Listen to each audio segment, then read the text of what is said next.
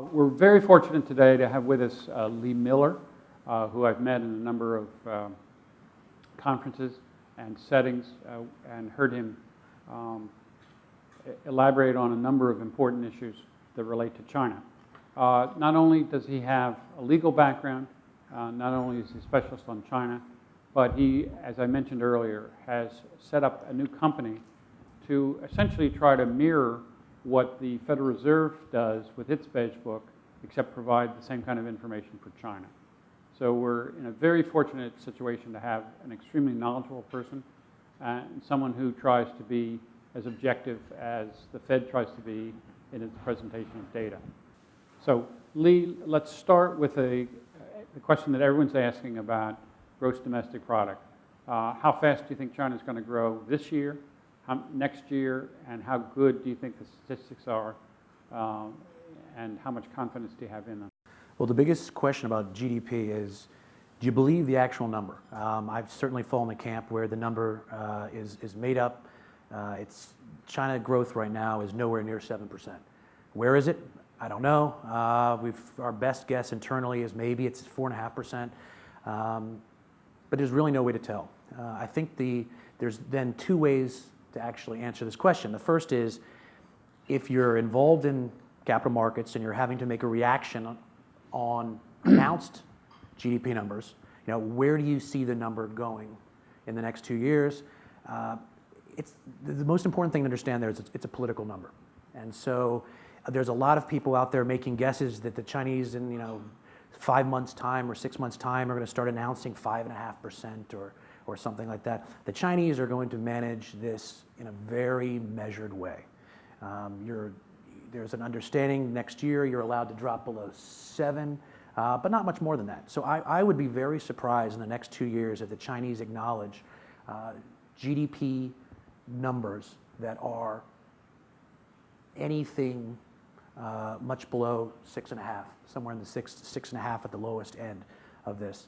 If you're asking, what are the real numbers, you're probably going to see the same trajectory. You're going to see it go down, but again, this is guesswork. If you start at 4.5%, you're going to see it going down even more. But what I would caution against is predicting any type of major announced slide in GDP, since the GDP target is still theoretically in place. That there's a huge political sensitivity to announcing large drops in GDP, and I think you're very unlikely to be seeing that anytime soon. Okay. Now, in terms of the basic stimulus program that they have in place, what do you think is going to happen to that? Well, in the beginning of probably starting early 2014, the major consensus from China watchers, from sell-side analysts, was that growth is finally slowing. People didn't acknowledge it was slowing until a little while ago, and the Chinese need to counter that with heavy stimulus. And what we have said before, we continue to say, China Beige Book, is that this is actually very unlikely.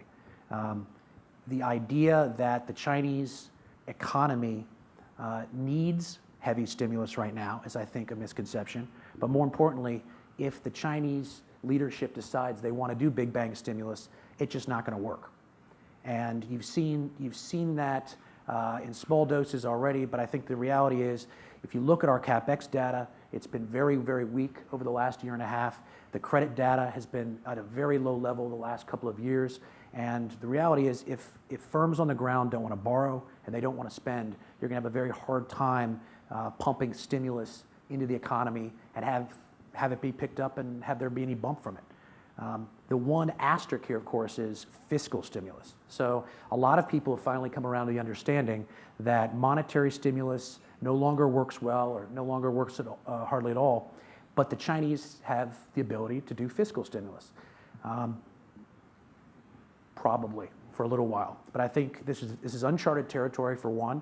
What happened back in 2009, 2010, 2011 was not really fiscal stimulus, it was monetary stimulus.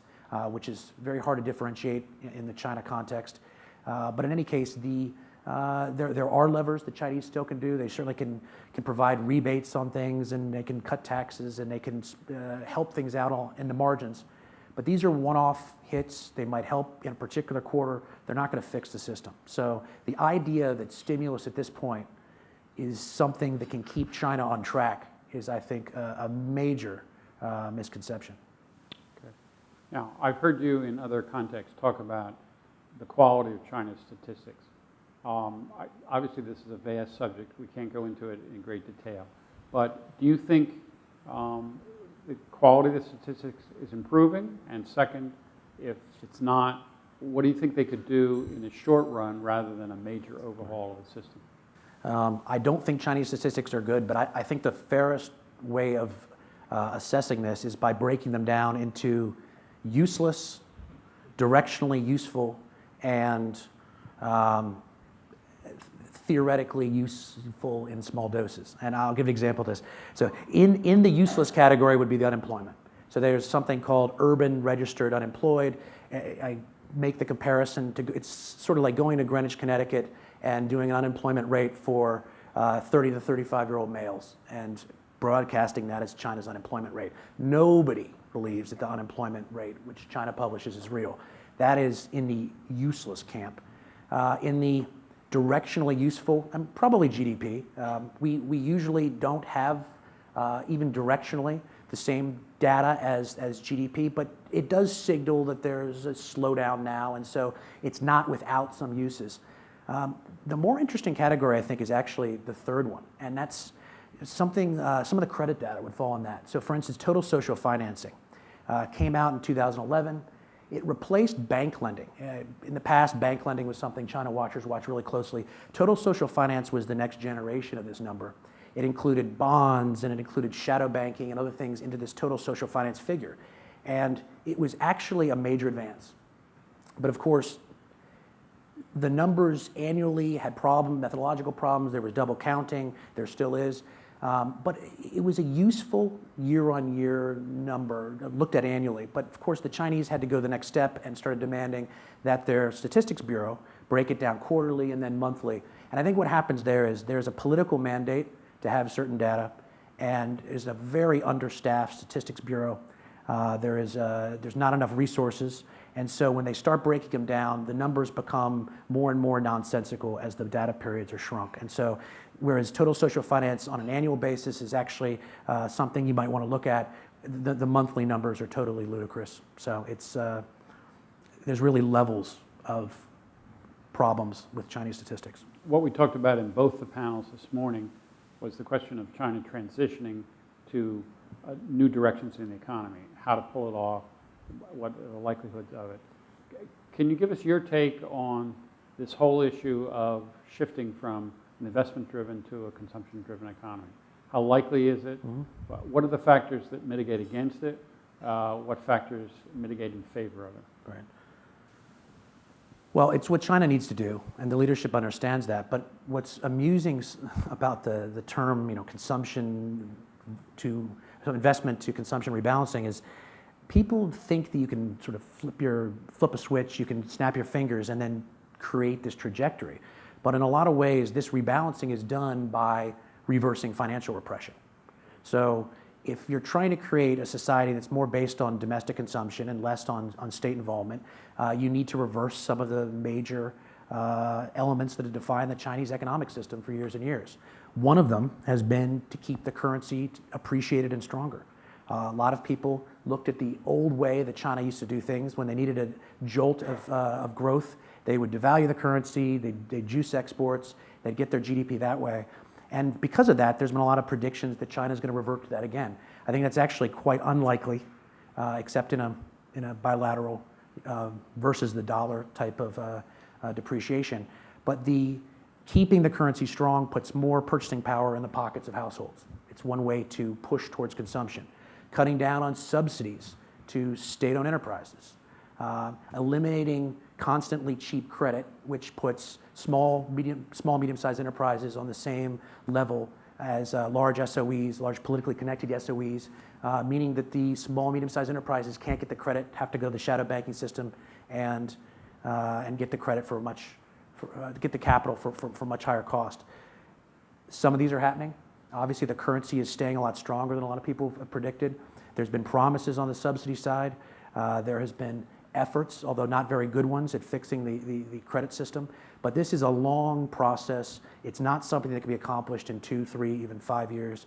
And it'll be something in which people need to have a report card based on how the Chinese are doing across the board in reversing financial oppression. One thing to add on that, what happened in the stock market was the very opposite of reversing financial oppression. So the Chinese essentially encouraged households to lever up, jump into equities in an effort to reflate corporate balance sheets. So that's going the wrong direction. A lot of what they're doing is going in the wrong direction, but a lot of it's positive too. So it's a very mixed call right now, but it'll be a long process. Okay. Now, my last question is about capital market liberalization, obviously the theme of our conference. Do you see this coming soon, and how do you interpret this, the international reserve currency element of this? Because some would argue that, in fact, this is mostly symbolic, and that you can't even assume that the real liberalization will actually occur. I agree with that.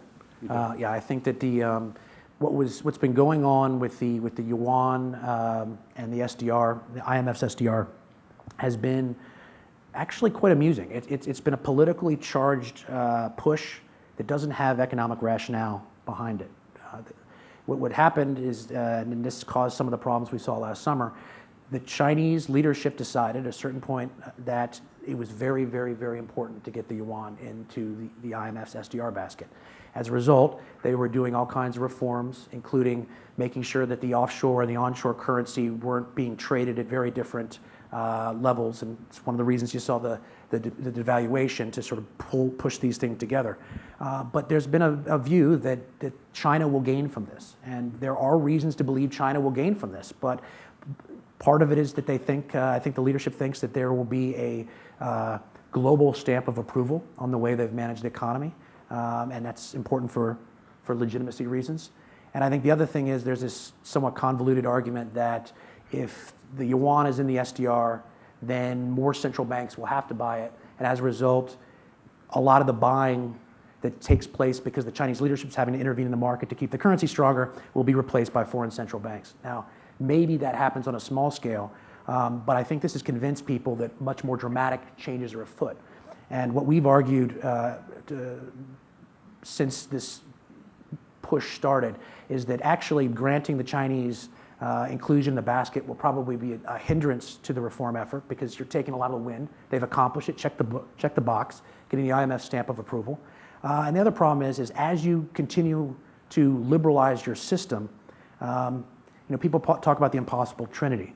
But the reality here is as you have global rates going to zero and the Fed talking about hiking, you have an increasingly diminished chance, I think, that the Chinese are going to open the capital account anytime in the near future. So while there's this narrative going on that the Chinese are using this as the first step and soon after will come an open capital account, I think we're actually going the other direction. If the Chinese are serious about liberalizing their system, they will not be opening the capital account, and you're actually going to see them tightening it in a lot of material ways in the next year or two or three. Okay, why don't we go to the floor with questions? And has been promoting entrepreneurship for quite a while, and in some way, I see personally it's very successful, generating a lot of new businesses. And so, how do you see that as, one of the, in my opinion, that's one of the way Chinese economy is still growing. Also, I personally also doubt their statistics, but it's such a big country and still growing so fast. I was puzzled, and I saw that might be answer because Chinese people, no matter governmental, no matter in not for profit sector, everyone is talking about business. So that drive or that dynamism helps how China is sustaining the dynamics of its economy. How do you think? Okay, thank you very much. I think there's a lot to be said for that argument. The private sector certainly is going to be the engine of growth if China continues to grow at a decent growth rate going forward. I think the major problem is that private sector firms are badly disadvantaged when it comes to competing against SOEs. There's some literature out there that said this is not the case. Our data show that this is absolutely the case. And especially when you have a situation where interest rates are going to continue to fall and fall and fall, this badly hurts smaller firms. If you have banks giving out credit very cheaply, and you have two options, a very politically connected state-owned enterprise, or you have a smaller, interesting, innovative young firm that may be great or may go bankrupt, as a banker, you go, if you're at these lower interest rates and you can't raise rates dramatically in this environment, you go to the known quantity. And that's been one of the dynamics for small, medium-sized firms. They're badly disadvantaged from a credit perspective in terms of competing. I think the second thing is, and this is more of a dynamic that we've seen since the middle of 2014 on, firms in general are much less interested in investing right now. Now, part of it's good. You want to see investment spending in China fall. It's been far too high historically, so this is a good dynamic. But at the same time, what you're seeing is firms look around. They see economic uncertainty. They see regulatory uncertainty. They see macroeconomic uncertainty.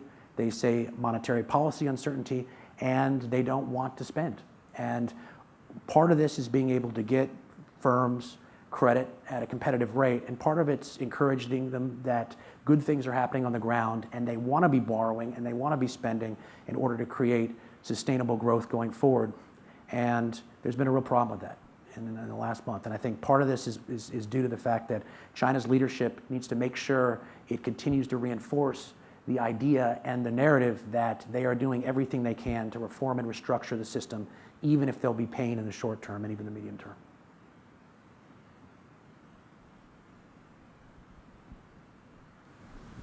Hi, I'm Sean Miner from the Peterson Institute.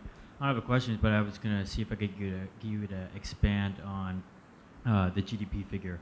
So in terms of industry versus services going forward, and what does the services component look like in terms of real estate and financial services and all that? Right. So from a China Beige Book perspective, our starting point is we are never going to be able to recreate the GDP number. It's something that a government can do. If you try to do it yourself, and there's been some very well-meaning efforts to do this in the private sector, you're basically guessing and basing your guesses off other guesses, and it's a very potentially problematic method. What we've done with China Beige Book is break the sectors out. So we track manufacturing separately from services, from retail, from property, from agriculture, from finance and shadow finance, from mining, et cetera. And we look at the dynamics within each of those sectors. And I think what you saw in the third quarter is a perfect example of the type of dynamic you're likely to see going forward. A manufacturing sector, you look at the PMIs. PMIs were weak. In manufacturing, you saw terrible data. There's a weaker data. China Beige Book data, you saw much weaker data.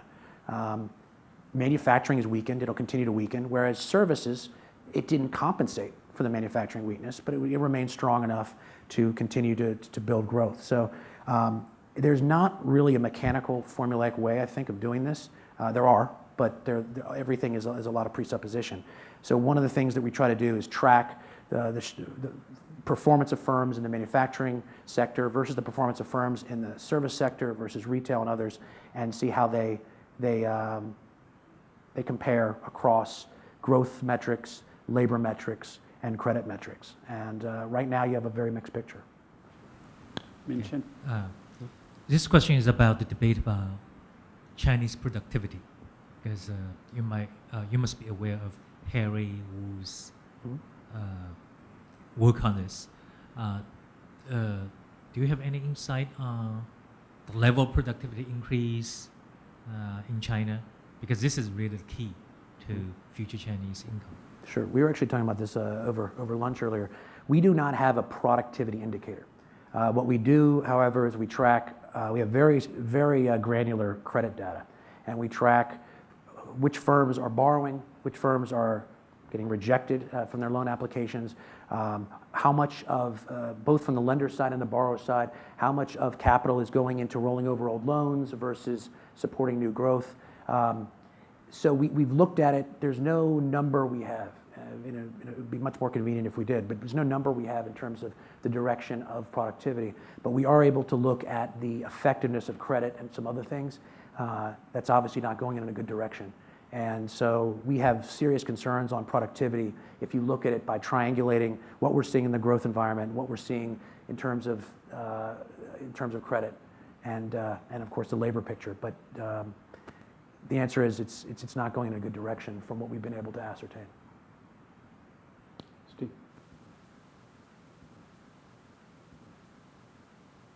To what extent do you think China can generate significant GDP improvement by focusing on the non-coastal development in the non-coastal areas, and specifically the second and third tier cities and so forth? Is there a lot of pent-up demand there that could help offset the general slowdown in the economy? Right. Well, one of the major problems is you don't have labor mobility across China. So you have enormous inefficiencies as a result of that. Obviously, that's a major part of the formula, because when we first started China Beige Book, and we've since switched it, but we used to present everything in regions as opposed to sectors, because we thought that the regional story was so important. One of the major mistakes that people do, and this is investors, this is journalists, this is others, is they look at everyone's living in either Beijing or Shanghai. There may be a couple people down in Guangdong. And so the story there gets reported and the rest of the country gets ignored. Whereas you have cheaper workforces elsewhere. What you want to, you want to basically create an environment where the growth in the periphery and to the center to some degree is growing at a faster rate than the coast to catch up. They are focusing on this. This is something we break down. We have an entire sort of regional panorama of how the country looks by regions. But I think that is a major part of their strategy. And one of the things that we saw very dramatically in the first several years, 2012, 2013, et cetera, less now, but there's still a pattern, is significant resilience in the periphery and in the center. You'd see a lot of volatility in the performance of the coastal regions that we track, whereas in the peripheries, the growth was better when the growth was good, and it was less bad when the growth was weaker. So this is something the Chinese are certainly focusing on, but they have to take care of things like the hukou system and general labor mobility issues before they're going to have an answer to this.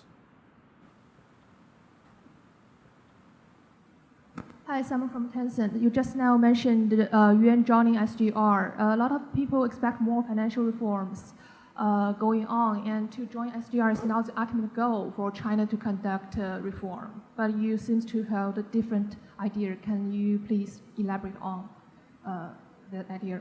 Sure. I mean, I think that China has made it very clear that the jumping into the SDR was very, very important for a number of reasons, and they've gotten it. They've all but gotten it. It's not implemented yet, but the decision's been made. I think if you look at this, are you more inclined to accelerate reforms once you've achieved one of your key goals, or do you slow it down? I think there's a very strong case to be made that China will look at this and say, wait a second, the IMF just blessed the progress we've made in financial reform and financial liberalization. Don't tell us we're not doing a good job. We're working hard here. The IMF just blessed it, and we're going to do this at our pace. So I'm not suggesting that things are going to grind to a halt, but I'm suggesting that with a key victory in hand, you've lost a lot of the motivation. And I think that at the same time, when you've got a macroeconomic scenario in which rates continue to plummet, and you've got QE and QE in Japan and QE in Europe, and basically very different rate scenarios in different countries, then you're going to have an issue in which the Chinese are going to be really worried about outflows. And part of that is going to be deciding whether they want to do more dramatic action on the capital account. And I think it's very clearly our call that there is not interest in doing that this is the last wall of saving China from some horrific macroeconomic event, and that they have to be very careful about how much capital they allow to escape at any given time. So I am not of the opinion that financial reform and financial liberalization is going to increase dramatically at this point. I think it's going to be a very slow trickle, and I think the pace will actually slow down. Okay, this will have to be the last question. So in face of the China's economic slowdown, you mentioned that maybe China government will deploy more fiscal policy rather than monetary policy. But my I might be wrong, but my observation is that Chinese government become more cautious about fiscal policy, especially given the previous fiscal stimulus has led to the overcapacity and overheating of the real economy. So what kind of fiscal policy they are likely to deploy, and what kind of monetary policy will complement the whole macroeconomic policies? See, that's a great question, because I think the major problem in China is it's not easy to tell fiscal policy from monetary policy. And I think there's a very good argument to be made that what happened in 2009, 2010 was more monetary policy than it was fiscal policy. You can debate this all day, but I think that the context for this now is the Chinese government still has room to cut from an interest rate perspective, but they've also got to the point where when they cut, nothing happens. If you look at China Beige Book rates, interest rate data, it was very interesting during 2015. And if you look what happened from fourth quarter 2014 through first quarter, through second quarter, through third quarter, is you had significant drops in the interest rate paid by firms. You had 200 basis points in the shadow banks and over 100 basis points at banks, and it's what firms are actually paying for these things. So you saw rates drop, and you actually saw not only was there not a pickup in borrowing, but there was actually a return to the lowest levels we've ever seen in our survey. And what that shows you is by cutting rates, you could get to a point where it doesn't matter. People still don't want to borrow no matter what the interest rate is. And I think you're already at that point. So where I give the Chinese government more credit than most people do is I am convinced they absolutely know they're at that point. And that's why they've been much more restrained in their policy making in the last 2 years than most investment bank sell-siders would have predicted, because they've looked at the fact that they're at this point of diminishing and probably no returns, and they've decided we have to do other things. We're not going to fall for the old trick that we think we can keep cutting and cutting and cutting and building up debt and thinking there's going to be some sort of reaction to it. Now what's left, you have some fiscal policies like cutting taxes and giving export rebates and other things like that. That can have an effect in the short term, but it won't fix the system. So what I think the Chinese leadership, the way they view this, and I think it's correct, and I give them credit for it, is that stimulus is not going to work anymore, except in small doses. And we have to actually start doing much more dramatic reform because we don't have these levers to pull anymore, even if others think we do. Can we thank Lee for a fascinating discussion?